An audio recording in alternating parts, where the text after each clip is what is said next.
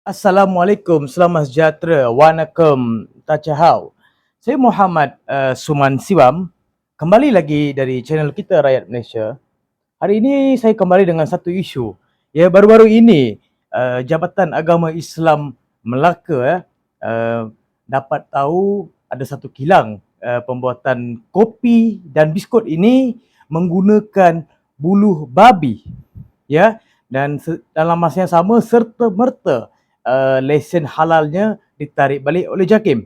Jadi di sini saya sebagai pengguna ataupun umat Islam di Malaysia ingin menuntut beberapa perkara. Sampai hari ini kita tidak tahu kilang yang mana, apa nama syarikat. Sebab di sini rakyat Malaysia sebagai pengguna perlu tahu supaya kita berwaspada, supaya kita berwaspada dan tidak membeli perkara itu. Sebab bila mana berkaitan dengan halal dan haram, ini automatik berkaitan dengan JAKIM dan Jabatan Agama Islam Negeri. Jadi persoalan dia, kenapa sampai hari ini nama-nama kilang ini tidak dipaparkan di media sosial supaya orang boleh bersedia ataupun berwaspada supaya tidak membeli barang-barang yang tidak mengikuti piawaian JAKIM, iaitu haram menggunakan bulu babi. Ini sungguh-sungguh kritikal.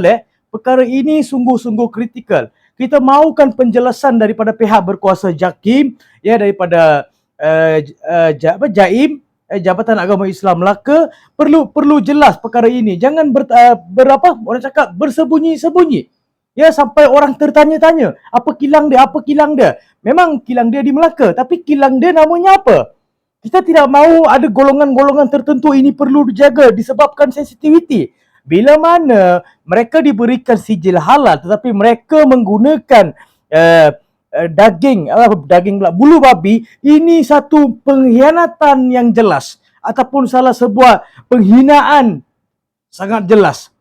Sangat jelas. Kita mahukan hukuman yang keras dan kita mahukan siapakah pemilik-pemilik company yang begini. Tak kisahlah dia siapa, apa bangsa dia, Cina ke, Melayu ke, India ke, perlu dijelaskan sebab ini adalah negara pengguna. Dan JAIM dan JAKIM ini adalah kepentingan umat Islam. Kalau kamu pun bersembunyi-sembunyi dalam memberikan maklumat kepada masyarakat umat Islam, siapa yang kami perlu mempercayai?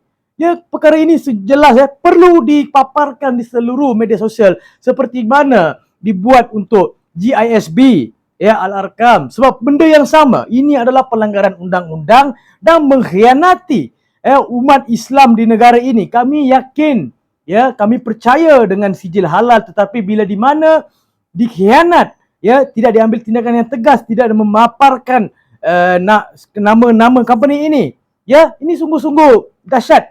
Perkara ini serius. Kita perlukan penjelasan daripada pihak berkuasa.